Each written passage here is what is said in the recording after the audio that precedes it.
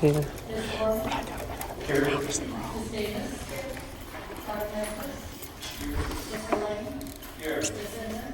Here. Mr. Weinberg. Here. Mr. Noble. Here. We have a quorum. Okay, thank you. Welcome, everybody. We're going to start with the president's report. And I wanted to start with a report about process and reminding how I would like to see the board meetings and the engagement community flow.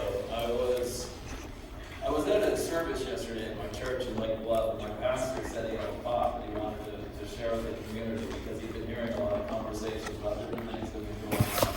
And that thought that he started this conversation with was people in panic rarely need someone to come alongside and panic with them. And I'm not suggesting in any way that people are in panic, but I have sensed and received a lot of communication, but a lot of points of passion, and where people are communicating about things that are really important to them, and I respect that.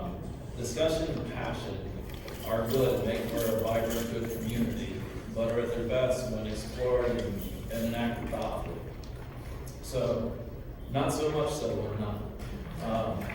Therefore, I wanted to take the moment on this president's address again to kind of let people see the way I see things and hopefully encourage more open, good dialogue. So, I see my role as president to be thoughtful and calm, and to make sure that I listen to all sides and to understand or attempt to understand where everyone's coming from. To take action and vote on correct policy when necessary, but only after truly digesting the angles and what's in front of us. I understand in doing this that sometimes we may miss an opportunity to act quickly in a rightful manner, but more often than not, by acting thoughtfully and calmly with these issues, we're more likely to arrive at a better position. That's a more thoughtful, more long-lasting position. So that's what we endeavor to do, and that's what I endeavor to do as a board president. I have read every email sent to me. I read them all. I try to respond to all of them. Sometimes I get delayed and don't get out a response as quick as I'd like. But I like getting those emails. I try to meet with as many community members as I can. I can't meet with many of you because time is short and there's a lot of other pressing activities. But when I can, I do like to meet with some members of the community and hear what's going on. I would encourage you all to keep having the information you share with me continue, to keep the information you share with the superintendent to continue to express your opinions.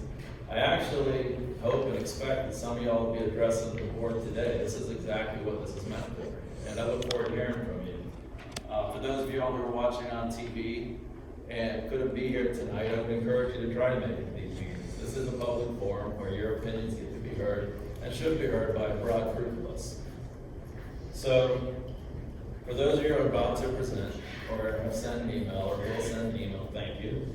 I appreciate you taking the time out of your schedule to share your thoughts and the ways we're thinking. I again, as I'm about to yield to the superintendent, want to remind everybody about the hierarchy I make decisions through. First and foremost, the decisions I make, I like to be with mid and long-term benefits in mind. I think it's important that we plan out thoughtfully what it is we intend to do for the benefit of the community, but I try to make sure there's a more mid and long-range benefits that we strive for. And then also importantly, the filter through which I try to make the decision hierarchies and encourage my fellow board members to have their decision hierarchies followed is what is it the benefit of the student? What is it the benefit of the community? What is it the benefit of the teachers? What is it the benefit of the administration? And then finally, what is it the benefit of this board? With that, I really do appreciate you coming here and look forward to hearing from everybody, and we're having one of our regular, kind of boring, board meetings. But nonetheless, I really do appreciate everybody for getting here and look forward to the rest of the meeting. Mike? All right, thank you, Mr. Lane. So I'd like to hand off to Dr. Hollins to begin the superintendent. We'll have comments from Bridget and Sarah right now for representing our students. Okay, so a few weeks ago, we had our homecoming And so we had a lot of good feedback from our pep rally after adding a lot of new things onto that. And then also we sold around 1,000 tickets, which is an all-time high, which was awesome. And then basically another one of our goals was just to increase school spirit and participation throughout the week, and that was also very good. Another thing we were striving to do was to just increase community support, and I know Miss Ragna got an email from, I think the person at Bluffington's, and like a bunch of other people, but just talking about how grateful they were for everyone who painted the windows and how happy they were that it wasn't a homecoming all about, like the football team or all about one group in specific, but just about like the student body in general. We also just had a meeting for Veterans Day where we're figuring out what we're gonna do at our assembly for that. We're gonna have another one, so. And then we have a Thanksgiving food drive that Student Council's planning just to help give back. Anything else? That's basically all we have to share for now. Yeah, that's all. Thank you. So senior students and parents are invited to participate in a FAFSA application workshop on Wednesday from 8 to 11 a.m. in our College Resource Center. If anyone needs assistance applying or talking through any parts of that process, please prepare to come. You will also need to bring your 2018 income tax information if you do attend, but if anyone needs language support or any type of support in applying, we are offering that on Wednesday. Open Doors is our job shadowing program at the high school. There is information on our website, but I want to encourage students to browse the job shadowing opportunities and experiences and to sign up for one. This occurs during the days of our parent-teacher conferences. And we've constantly increased our partnerships as well as the number of students who have participated, and it's grown under the leadership of our assistant principal, Jim Sullivan. In addition to Mr. Sullivan, the APT helps to organize this as well as our career advisory committee. So I want to thank everyone for their participation as well as their local organizations and businesses who volunteer to host our students every year. So this is coming up. If there's any interest, please sign up using the information on our website. And in partnership with the Lake Forest American Legion Post 264, we are proud to host our annual Veterans Day program. We had our first planning meeting. The program will take place on Monday, November 11th during 6th period in the RMA. We have a wonderful program planned with some special surprises. And we will begin to publicize the event in the next week or so. But for now, mark your calendars and all are welcome. This is a community event. On October 16th, that's our national testing date set by the College Board for the PSAT and MSQT. This takes place during the school day on the 16th, and all juniors will participate. There's no sign up or payment necessary, and our school handles the complete registration process for everyone. This is also the qualifying exam for the National Merit Scholarship. Specific information about the day is also on the website, and we actually have a record amount of sophomores who are registered to participate this year. It's an optional assessment for them. Finally, I would like to thank everyone involved in our homecoming week events. The entire week was fun. Students were very involved, and the turnout at the game and the dance were record-setting as well. Lake Forest and Lake Bluff looked great, and the pep rally was a lot of fun. Thank you both for your leadership. Students tried new activities, and there was a lot more crowd participation. Student body energy was exciting, and I'm hoping that this positivity associated with school spirit will continue to spread. Thank you. Just one question. You said 6th period. What time does it start? 12:55. Okay, continuing on with the superintendent's report and connecting with the National Merit Scholarship test that is coming up, the assessment for our students has taken place for the 2020 National Merit Scholarship Program already, and we have an announcement to make. We've got a number of our students here and their proud parents, and this is the board members' favorite part of every board meeting, I think. And so, wanted to celebrate some recent successes from some of our students. So officials of National Merit Scholarship Corporation announced the names of approximately 16,000 semifinalists in the 65th Annual National Merit Scholarship Program. These academically talented high school seniors have an opportunity to continue in the competition for some 7,600 National Merit Scholarships worth more than $31 million that will be offered next spring. To be considered for a National Merit Scholarship Award, semifinalists must fulfill several requirements to advance to the finalist level of the competition. Over 90% of the semifinalists are expected to attain finalist standing, and about half of the finalists will win a National Merit Scholarship, earning the Merit Scholar title. And for Lake Forest High School, we have semifinalists. If they are here, some are and some are not. Come on up when I read your name, if you're here. John Clausen, Garafalia Capsalis, Elena Lee, Casey Murray, William Ortell, Rachel Kwan, and Carrie Saganor, Carson Ward, and Megan Wong. All right.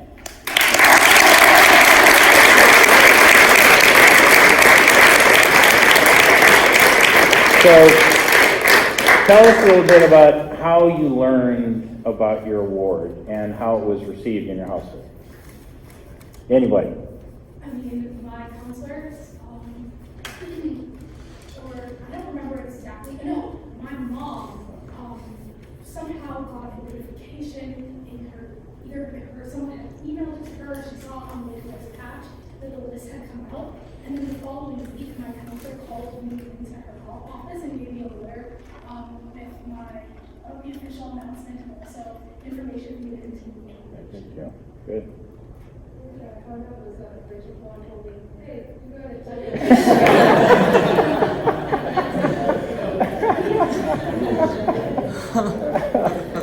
Casey, how about you? My counselor called me into her office, and at first I thought that like something was very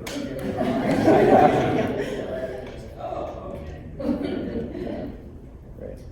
My mom just kind of took me all away, so I was like, Mom texted me in the middle of the day.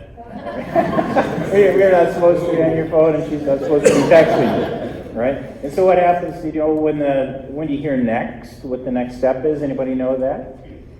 We have to submit an application with an essay about an experience that was pivotal or some sort. I forgot the exact wording of the prompt, and we have to submit our, I believe our test scores And my ACT or and that kind of information. And then I don't know exactly when we get back. Okay. Well, great. Well, congratulations to each of you. It's a big deal. We try to keep these short so you can go home and study if you need to. But it's a big deal on your college applications as well, and I'm sure you guys are mid-stride in that as well. So, congratulations.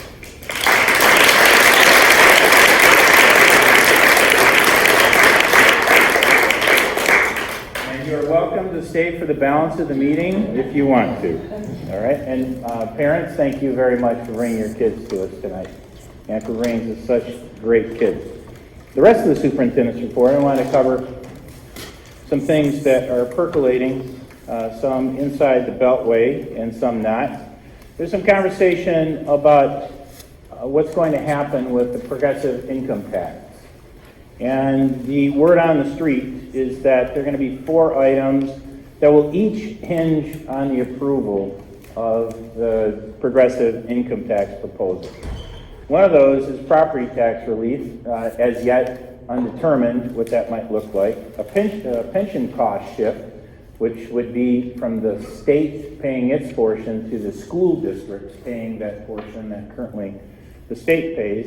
Consolidation of governmental units. You probably know that the state of Illinois has more local units of government than any other state does by a significant factor. And then addressing the retirement section, the pension crisis, through addressing COLA, the cost of living increase that is built into that. So if any of these things, so if the progressive income tax did not pass, all of these would then not take place as well. So this is a way to politically try to leverage passage of the progressive income tax from the governor's office. I want to address a couple other things that have been going on in the district as well. One, facility oversight committee. So we've had a meeting just a couple weeks ago. We just had a briefing with the board. We have another meeting in the next week or two. And some of the key issues, not all of them, in order to keep this brief, security. So when we talk about security, think of the ability to lock the entire school down with the pressing of one button. We currently don't have that capacity. We have visited a number of other schools that do have that. That is both costly and quite technologically involved. Also, part and parcel of security is the inclusion of security cameras, expanding them where we have them, swipe cards to get in to each classroom as well. One of the significant differences is what was addressed in the 2007 renovation, those spaces that we addressed there. We have some new classrooms. We also have some renovated spaces, and those not touched in that. So think of, if you've been on to open house, the third floor and the basement, so where the business classes are, and some of the things that they suffer from on both of those levels are thermal conditions, daylight, and so on, in addition to low ceiling heights and whatnot. One of the major changes is how do we adjust as the school district to significant changes in the way that we have learned, how kids learn, how they learn, and then also what is expected of our students once they enter the workforce. There's no work at this point that gets done that is not done in a collaborative, cooperative setting. And the way that most of us went to school was cells and bells and a desk at the front where the teacher sat or stood. They write on the board, the kids write it down, and then they regurgitate that in some way. Work now in the workplace is collaborative, and so our learning environments for our kids should reflect that as well. So think flexible seating, daylighting, the thermal comfort of the environment also we've learned matters significantly. So how do we adjust a 1936 amazing structure to meet the needs of the current kids and the work expectations that they'll be working under? I've mentioned thermal comfort a number of times. We have one of the notable pictures is of a teacher covering their univent, which is the ventilator, with textbooks to prevent the blast of cold air that comes out of it. And so these things have lived their life at this point, and we need to address some of these things. So your kids go to class, and one room is quite warm, and another one is very cold. Casey is nodding his head. He's living this right now. Daylight, again, third floor and the basement, problematic. Our furniture is almost all, with the exception of what we've gotten from the foundation, who've made a very significant impact on our facilities. Our furniture is almost all right-hand desks and hard and fixed. So the ability to work collaboratively, the ability to write on a desk, which is something that is very common now for students in order to process. They use that as a blank space for them to work collaboratively on that. We have almost no ability to do that. A couple other things happening in the district that I wanted to speak to as well is the number of conversations in our community about what rights our students have to express themselves at school. So students have very significant free speech rights at school. These are not limited, not unlimited, and they may be restricted in specific circumstances. So if speech is vulgar or rude, if it is indecent, if it is reasonably related to a legitimate pedagogical interest, if it'll cause substantial disruption or material interference, and that is a judgment call by administrators on what substantial disruption may define, or interference with school activities, how that may be construed, or if it promotes illegal drug use. What I'm going to talk about is fairly well settled law right now relative to students' rights. Do they have a right to a school-sponsored newspaper? What limitations exist there? Our student journalists enjoy a great deal of discretion at what to publish. Our local state law relative to First Amendment rights, according to some people, actually expands on the federal definition, and that is substantial. Prior restraint, or for example, going in and telling the newspaper editor or the sponsor, you can write this, you cannot write that, is quite limited and may only be done if the speech is libelous, slanderous, obscene, or violates school policies, or disrupts, again, a judgment call, the operation of the school. What rights do students have to form student clubs? What is in play here is Equal Access Act. Discrimination or different treatment of one group anyone of any particular group is prohibited. So what you do for one group is what the equal access is all about. Whatever you grant them, whatever latitude they have, that is something you must apply to every single group that comes, irrespective of whether it is popular, unpopular, favored, unfavored by whomever it might be. And that is a real solid principle of federal law relative to students' rights. Can teachers or staff members be involved in political activities at school? Flat answer, no, they may not. This is a surprise to some community members. It's also a surprise to staff members. It's a communication that I sent out right around the time of the 2016 election. It's likely that we're going to be encountering some of this in the upcoming election again. There is clarifications. They may be involved in political activities, but not at school, not while they're on the clock. That also pertains to your school administrators, whether it be the principal, the superintendent, or whomever. Can they use facilities for speech and other expression?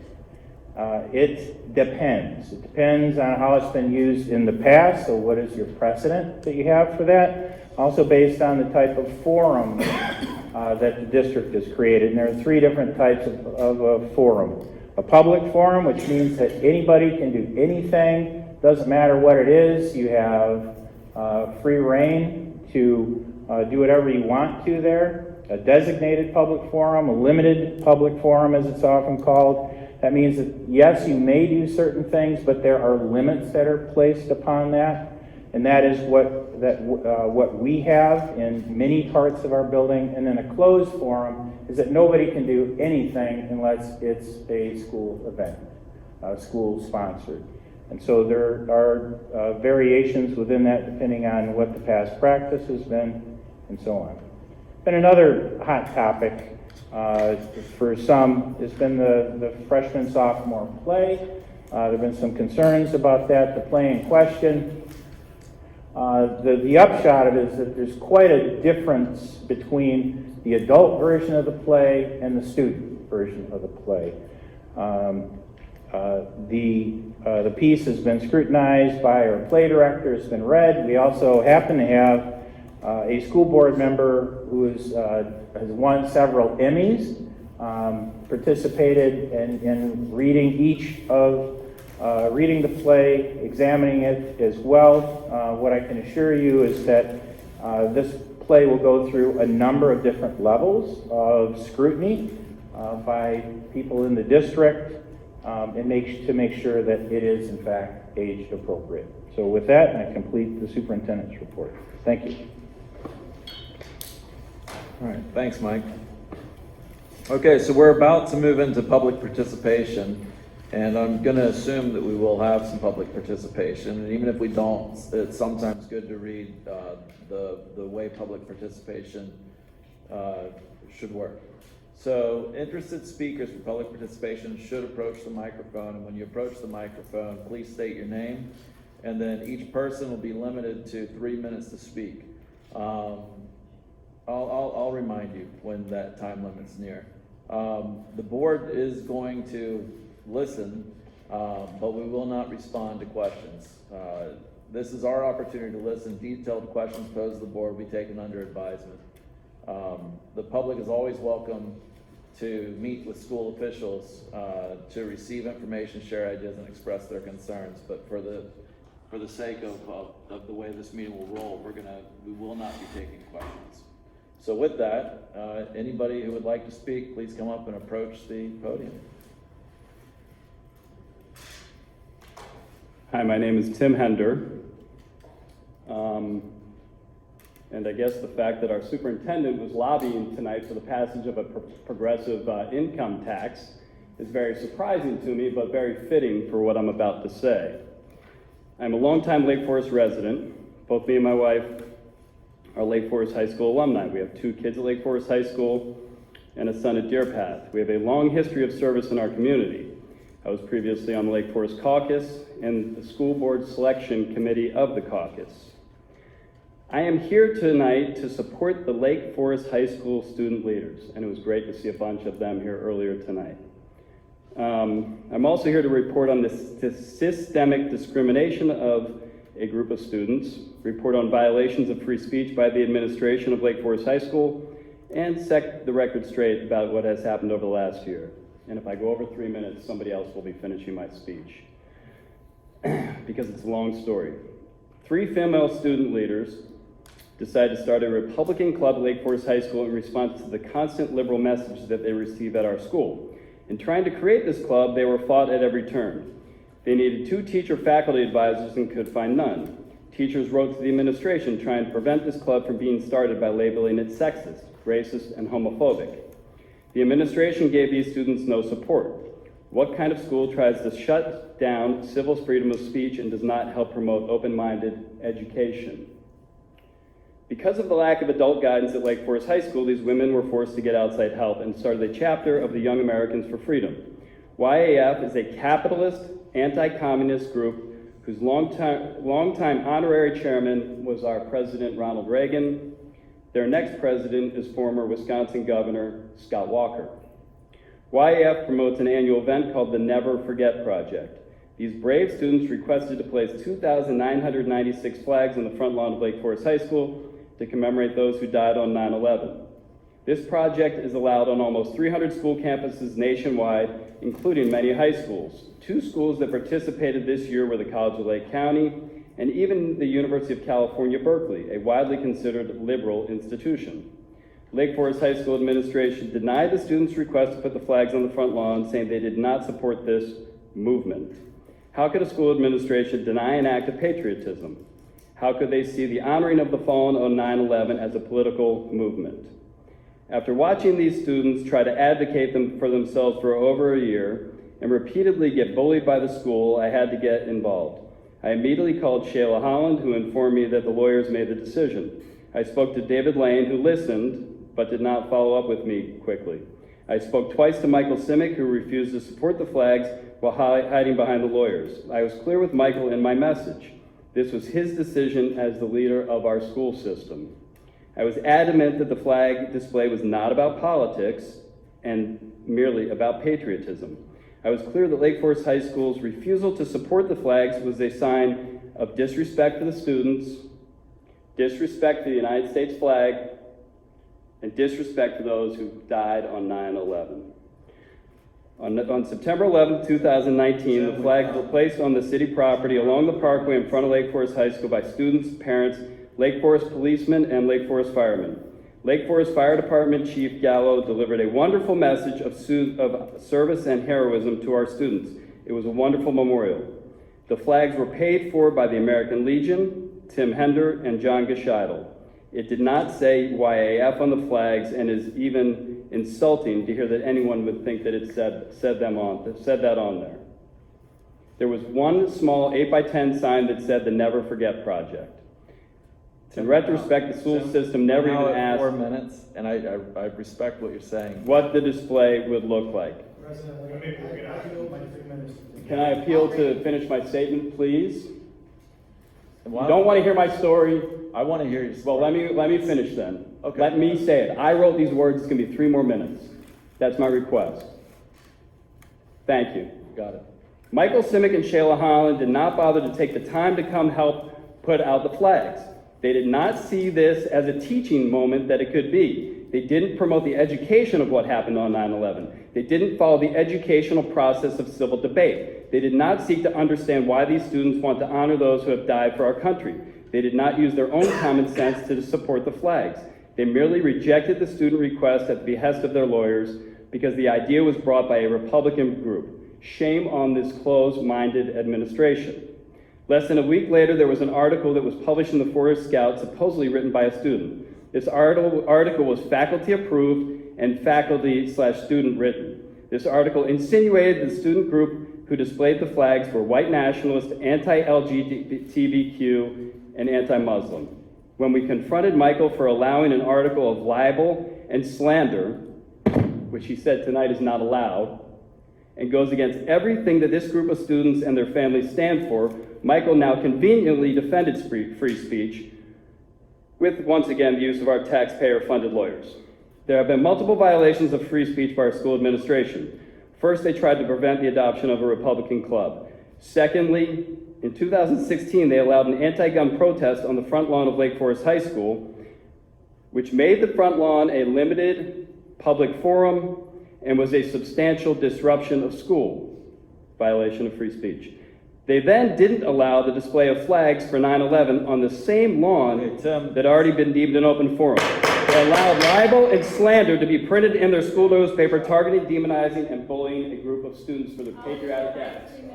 If somebody else has something else to say, Tim, thank you.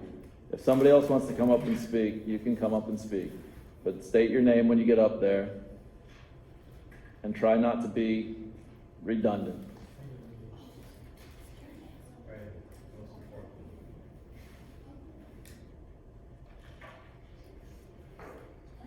Good evening, my name is Jeff Ginedley. I will pick up where Tim left off. I think it's unfortunate that the board refused to allow other people to yield their 3 minutes to what Mr. Hender wanted to communicate, so I will pick up where he left off. These are Tim Hender's words regarding this that he started. Most importantly, Mr. Simic has refused to use common sense to make decisions. He has not promoted the educational process, and he has wasted taxpayer dollars through his consensual use of lawyers. Contrary to popular belief, this is Tim, I am not here, but I agree with him to ask for termination of Michael or Shayla. While I personally have lost trust and respect for them in the school process and administrators, I'm simply one concerned citizen. I trust our school board to be a community representatives to make the right decisions for the community. My daughter and my faith have personally been attacked in the Forest Scout, on Facebook, in public, for our patriotic support of the United States flag and free speech. While there has been a temptation to back down based on this bullying, we must stand up for what we believe. We believe in equality, fairness, kindness, and the constitutional rights of this great country. We ask that this group at the Lake Forest High School be treated as fairly as any other club has been treated in the past. In closing, I'm simply not going to sit here and watch the school administration use their own politics to prohibit free speech and badmouth the United States of America. And that concludes Mr. Hinder's comments. I will add my own opinion. I have been here. 3 of my children have graduated. I have sat with the Lake Forest caucus to sit where you're sitting.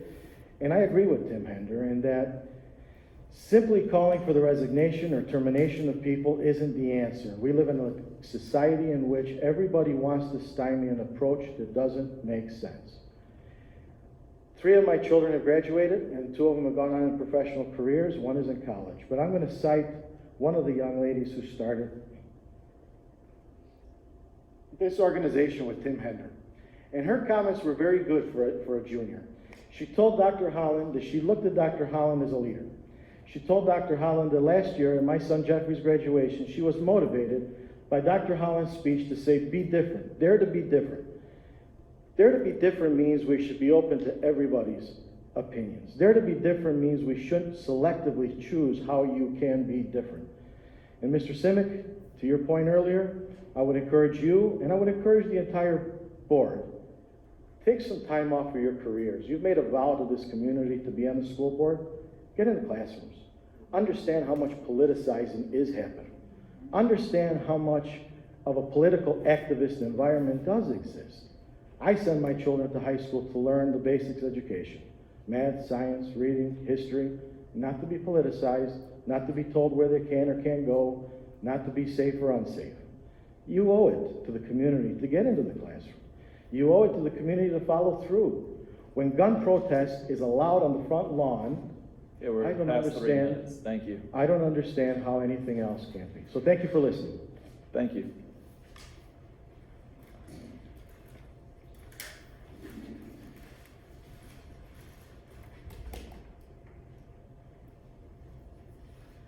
Good evening. My name is Tom Marks.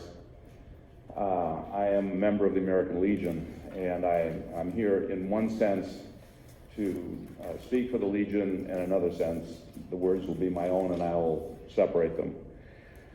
We got the invitation to help pay for some American flags. The bylaws and the instruction of the American Legion is we must never be political. Once in a while you'll see a person running for office and there'll be some person sitting behind them with a VFW or American Legion hat. That's against our rules. That should never happen. No political people can come to our meetings anywhere near election times.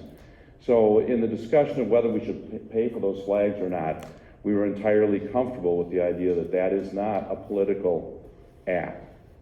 And so we agreed to pay for some flags. I understand, and Tim is the person that called me and told me it was happening, and I appreciate his passion based on his personal experience of being in New York on 9/11. I've known people that went through that ordeal. From my point of view, having those flags put out once a year is a teaching experience. The American Legion has two main things: to help veterans and to help educate our youth. Dr. Holland has been superior in helping us make Veterans Day happen. It didn't used to be that way. I'm delighted. I'm not here to support any admonishment to the staff or to Michael or anybody at the school. I just hope that as you consider next year, that perhaps it'll be acceptable to place those flags out.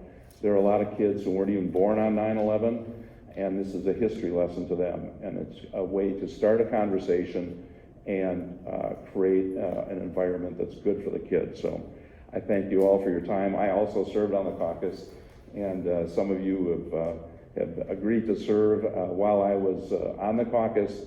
I couldn't be more proud of all of you for being where you are, sitting and listening, and doing what you think is best for Lake Forest and the kids. So I thank you very much. Thank you. Is there any other public comment?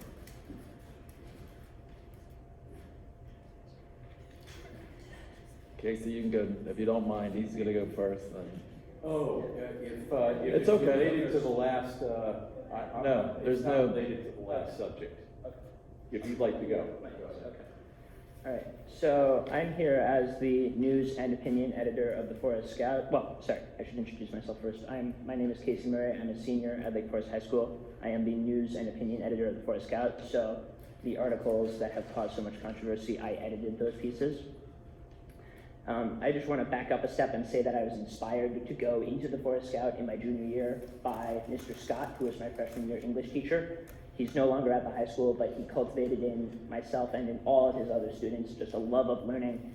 And if there was a partisanship in him, it was a partisanship of a belief in the ability of humanity to improve constantly upon itself, and an ability to express ourselves through words instead of through violence and anger. And so that was what drove me to become an editor of the Forest Scout. But I'm attending this meeting specifically because of another teacher, Mrs. Kairos, who is perhaps the most nonpartisan teacher I've ever had. My fellow students and I, we've been trying to guess whether or not she's a Republican or Democrat for 3 years now, and she still hasn't told us. We still haven't been able to figure it out. And she's the government teacher, AP World History teacher, and I believe AP Seminar teacher.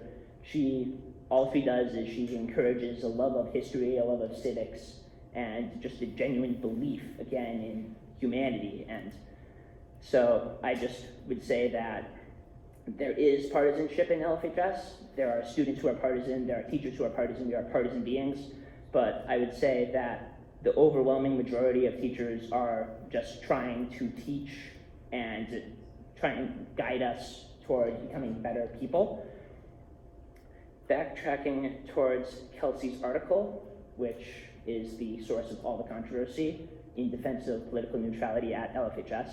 So again, I edited that piece, and I would say that it did not explicitly label YAF as a white nationalist group. It quoted a Facebook post that labeled YAF as a white nationalist group. Again, I edited that piece. I would like to say that I am a perfect editor. I'm not, but I would like to make that explicitly clear. Also, on a broader level, the toxicity directed at Kelsey's article, in fact, there was a FOIA of the editing process.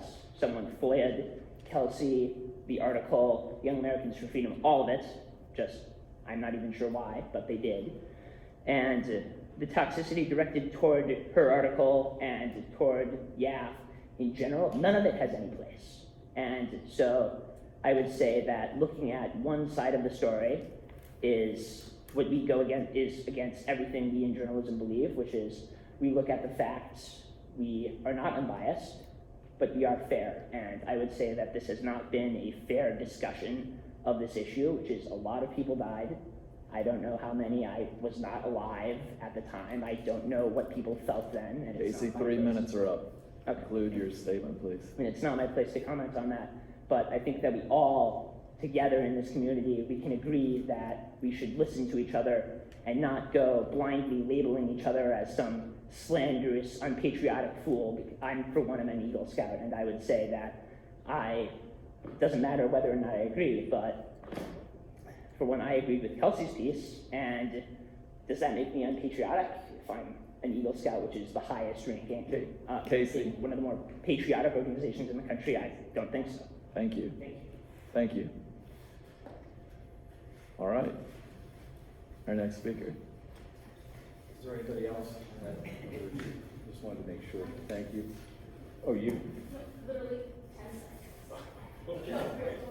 I'm glad I'm gonna summarize everything. My name is Amy Gianelli. I just want to make it clear that YAF is a nonpartisan group. It's not Democrat, it's not Republican. It's just a conservative group with traditional values. That's all it is. That's all. Just wanted to say that. Thank you. Thank you. Very briefly, I'm a lawyer in the group. I don't know if anybody else is here. Steve Speranza, Lake Bluff resident, and just want to make sure that it's noted that to republish a slander or a defamation is at your own peril. So to say it's a Facebook post may not be sufficient to insulate from the statement that it's libelous or slanderous. So, thank you. Thank you.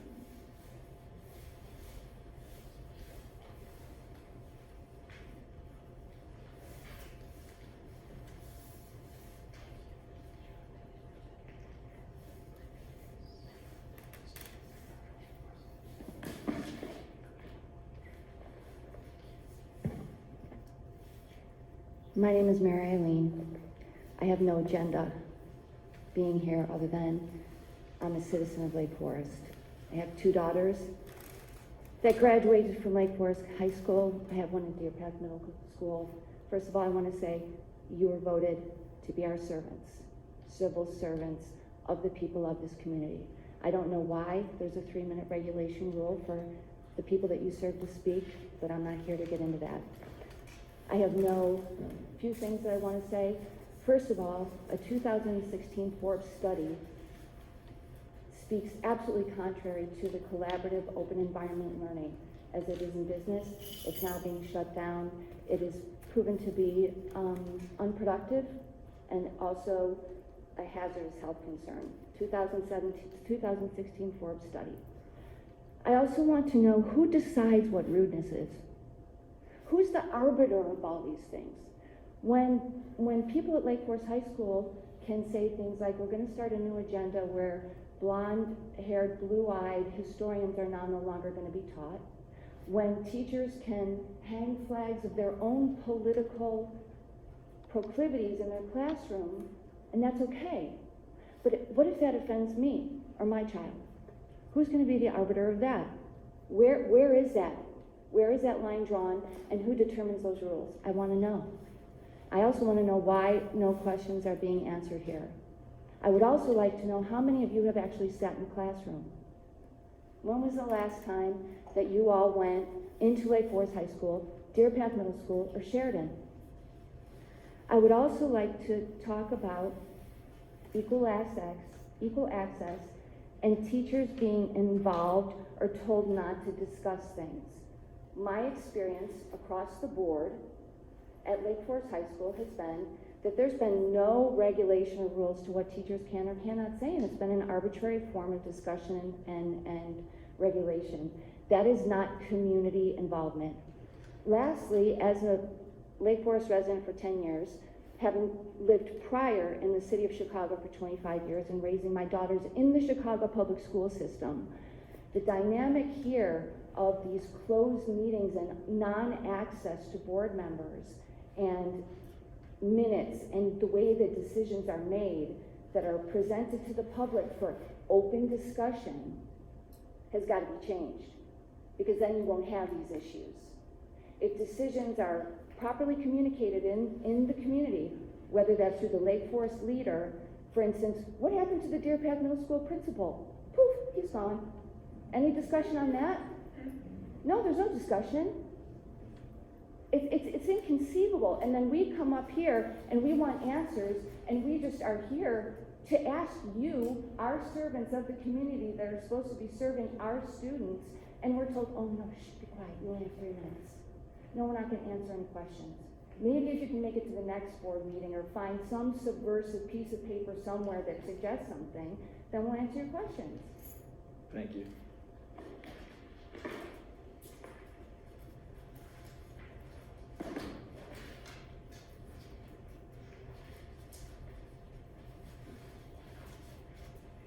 Okay. Hi, my name is Steve Krosick. I've been a Lake Forest resident for 20 years. And I have 2 points to discuss tonight. One is performance, the other one's financial. I have been watching quietly. I don't have any high school age children. I'm past that point. And I've been watching the rankings in the U.S. News and World Report. Now, some of you may say, oh, well, who cares about those? Well, I think a lot of people that are moving into the North Shore care about those rankings. And those rankings rank Lake Forest High School number 25 in the state of Illinois. Not in the nation, in the state of Illinois, number 25. There are very few statistics in the published rankings. There are 2 statistics that stand out. One is graduation rates, and the other one is college readiness.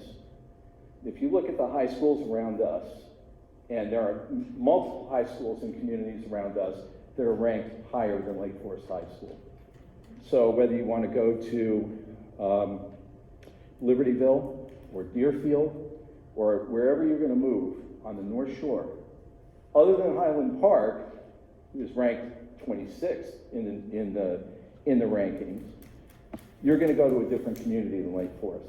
I am very concerned about that, because if you're a Lake Forest resident, you know what's happened to the real estate values and what's happened to housing sales and what's happened to people that have tried to sell their houses in Lake Forest. The other half of that, and just to give you a couple of statistics. So Deerfield High School, for example, has a 99% graduation rate, according to this law, according to the U.S. News and World Report. 99% graduation rate, 62.3 ranking on college readiness. College readiness in Lake Forest is 51.1. I don't know how you can accept that. I don't certainly like to see it. I think it's really inappropriate to see every high school around here ranked above our high school, considering the fact that we have 0 financial issues. And on the financial part, I also am very concerned about the budget. Last year's budget, the revenue was not there, The expenditures exceeded the revenue significantly.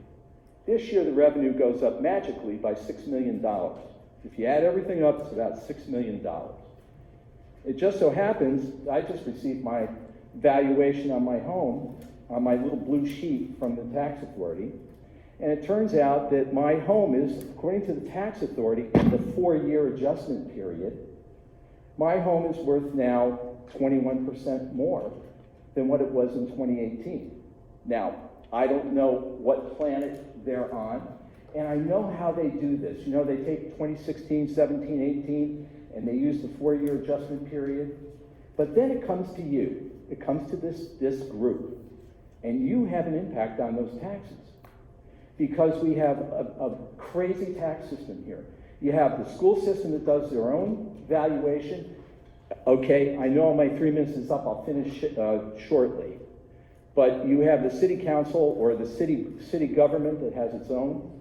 But you have an impact on those taxes. And to increase our taxes by $6 million in a time when this community is strained and our property values are going down and we have the performance that we have, I think that's something that ought to be examined and thought about carefully. Thank you.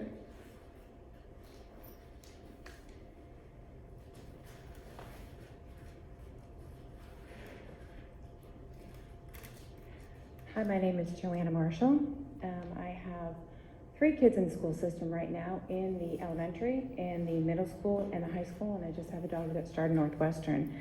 I was raised in the Lake Forest system, elementary, middle school, and high school. And we moved back here from the city 7 years ago to raise my kids because I truly thought it was the best place in America for my kids to get an education. I'm here to let every single one of these board members know that we have lost sight of our community-based education. Our voice as parents don't matter, and this starts with you, Mr. Simic. We are your customers, and I don't think any one of us matter in this town anymore and what our needs are. Our voices aren't heard, we're not relevant, and just like the gentleman in front of me, we are dropping in the rankings rapidly. And while everybody in this town can say it doesn't matter, maybe it's diversity that's throwing us off our rankings, I'll tell you something. It matters to the people that are moving into this community. So rather than spend $40 million, which I hear we want to put in renovating the high school, why don't we put in a cutting-edge computer programming or science class? Why don't we just get STEM to a level that Deerfield does, or Libertyville, or Vernon Hills? The communities around us and their high schools are beating us because their programs are accelerating against ours. They are forward-thinking with what colleges want and what businesses want.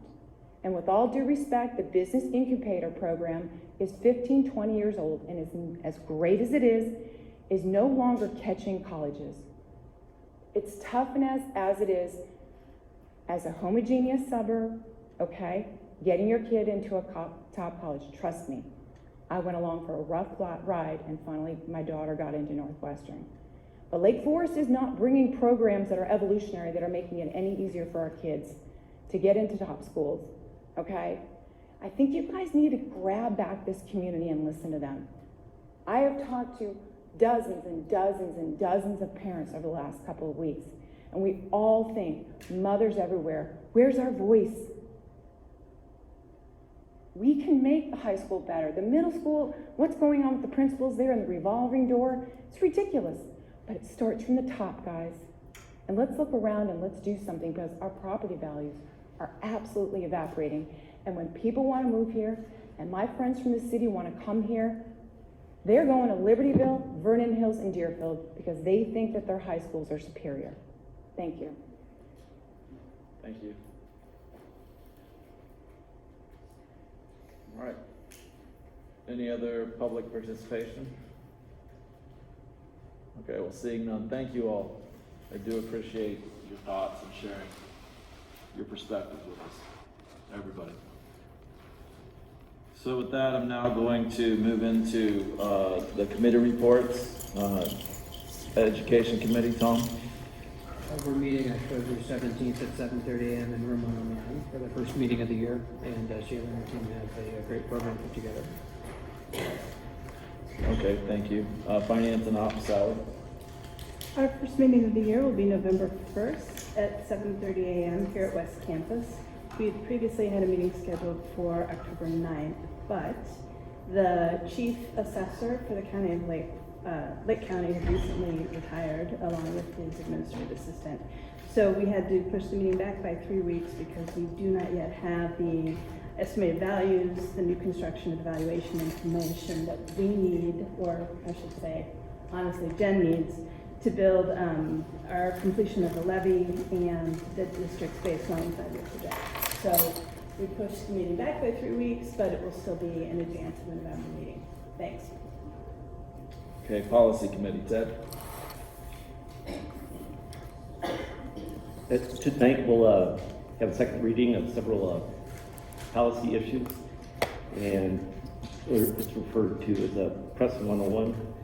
If people took me forever to remember what Press 101 stands for, but it's actually I've read it down because I was forgetting. It's Policy Reference Education Subscription Service, and it's a you can imagine how many rules get handed down to us from the federal government, state government, counties.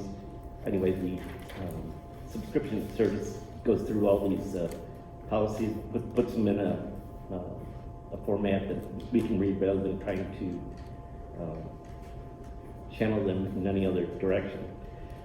So it's really helpful. I think we have 5 or 6 policies tonight.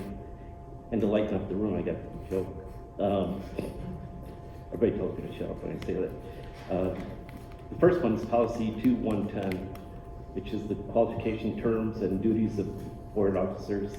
And it does talk about her responsibilities. And the interesting thing in policy 2110 is only the secretary is allowed to receive salary on the board. I have elected not to take a salary, or I should say my fellow board members elected not to give me one. So don't worry, I'm getting paid the same as all of them. The second policy we'll cover is policy 2140, which is communication to and from the board. We do maintain a website, and when it says, when Dave said, this is our chance to hear from the community, it really is. And if we got to do it back and forth, we'd probably be here all night. So that's the reason we just take everything under advisement. But we do maintain a website that's really easy to Google, LFHS, and right at the top you can go through, and it talks about things that the board does, how to communicate with individual board members. And like Dave and the rest of the board members here, if you email us or call us, it has our phone numbers and addresses. So if you want to PP our houses or throw eggs at them, you can do that too. But I got 3 dogs and they all bark. Kind of covered by. The 3-minute rule is a recommendation from Robert's Rules of Orders, and most organizations follow something similar. Because again, actually, in most cases, I wish people could speak longer. But again, it's a chance for us to listen to people, and but at the same time, we'd love to hear from individuals. Like I said, feel free to email any of us or give us a call on the phone.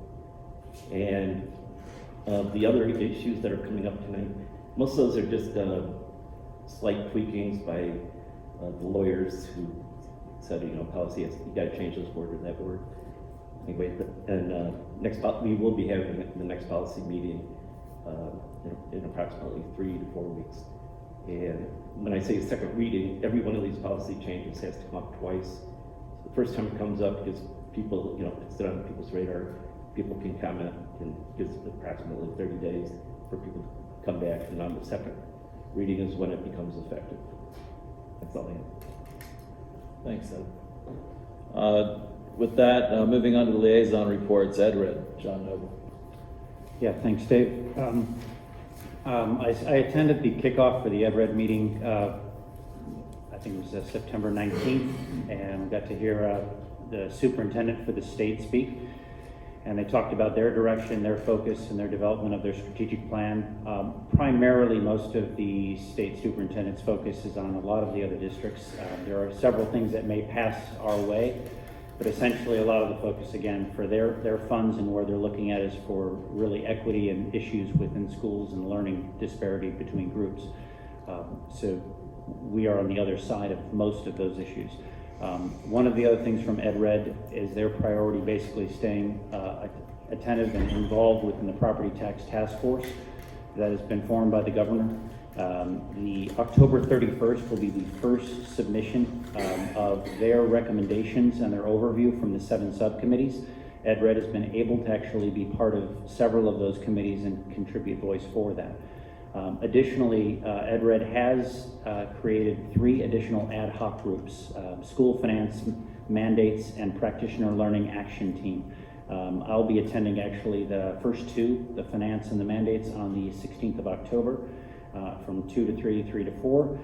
That'll help us get our priorities in terms of what we're looking at and needing to do, kind of to, again, look at our funds and what we're spending our dollars on, and hopefully get some relief from the state in terms of those mandates and that information to us. There's a couple other items I've mentioned in my information here that certainly people can read if they'd like to. And then the first meeting of EdRed, their kickoff in terms of the internal meetings will then be on November 1st, and we should have some insight in terms of the report from the 31st that's being delivered to the governor's office.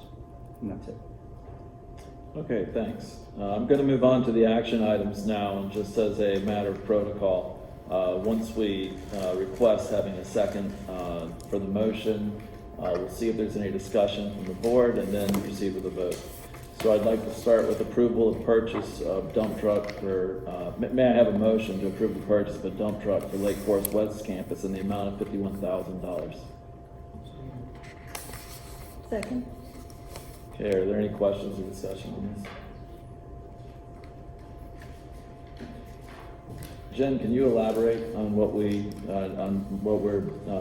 why we need to purchase the dump truck? Sure, happy to. So this does replace a 2002 Ford F-50 that was used prior to this point. It actually became non-functional in January and was deemed no longer safe to drive and not worth reinvesting any additional funds to repair. 67 was kind and gentle for the rest of the season to allow us to borrow their machines when it was not in use. So we did get through the rest of the year, but anticipating we're going to hit that weather pretty soon. We are recommending this purchase. We use it primarily in the grounds crew for hauling our dirt and gravel, salt from all of the city yards, and dispersing that and moving any large piles of snow to and from our properties. Okay. Any other questions? All right, may I have a roll call vote? Mr. Weinberger? Aye. Mr. Mormon? Aye. Ms. Davis? Aye. Mr. Noble? Aye. Ms. Zinser? Aye. Dr. Nemekis? Aye. Mr. Lane? Aye. Motion carries. Okay. Next, may I have a motion to approve the second reading of press issue 101 and 5-year updates as presented? So moved. Second. Okay, I think Ted covered a lot of this, but if there's any questions or if anything else anyone wants to know, please ask. No, as Ted stated, these are these same changes that we first addressed at last month's board meeting. Yep. May I have a roll call vote, please? Ms. Davis? Aye. Dr. Nemekis? Aye. Ms. Zinser? Aye. Mr. Mormon? Aye. Mr. Noble? Aye. Mr. Lane? Aye. Mr. Weinberger? Aye. Motion carries. Okay. May I have a motion to approve the Human Resources Report as presented in our board packets? So moved. Second. Okay, any conversation or questions here? Okay, seeing none, may I have a roll call vote, please? Mr. Noble? Aye. Ms. Davis? Aye. Mr. Weinberger? Aye. Mr. Mormon? Aye. Dr. Nemekis? Aye. Mr. Lane? Aye. Ms. Zinser? Aye. Motion carries. Thank you. So now I'm going to move on to the consent agendas items. So may I have a motion to approve the consent agenda items, including approval of disbursements, payrolls, and financial statements for July and August 2019, approval of release of executive session minutes, March 11th, 2019 to August 26th, 2019, minutes of a regular meeting and workshop, September 9th, 2019, minutes of an executive session, September 9th, 2019, minutes of a budget hearing, September 9th, 2019. So moved. Second. All right, any questions? May I have a roll call vote, please? Ms. Davis? Aye. Mr. Mormon? Aye. Mr. Lane? Aye. Mr. Noble? Aye. Ms. Zinser? Aye. Mr. Weinbrenner? Aye. Dr. Nemkes? Aye. Motion carries. Thank you. We have had 3 FOIA requests. Before you move on to next items, I guess I was not included on the agenda for Northern Suburban Special Ed District as liaison. Do you have a report? I do, very small. Yes, sorry. No problem. The NSSCD met last Wednesday, and for those that don't know, we're in a consortium with 18 other school districts that pool our resources to provide special education, and not just to special needs children, but to all the children of the districts. The only thing I really want to mention that's significant is we finally have a new CFO, and she's working out really well. Last year, we went through the year with no CFO, and we ended up using 2 part-timers to basically get through the year.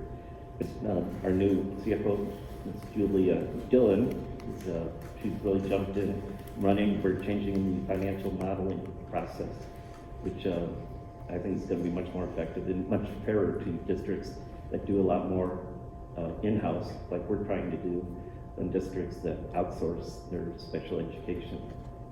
Additionally, I'd like to highlight next Wednesday, the Women United of Lake County will be hosting a screening of No Small Matter.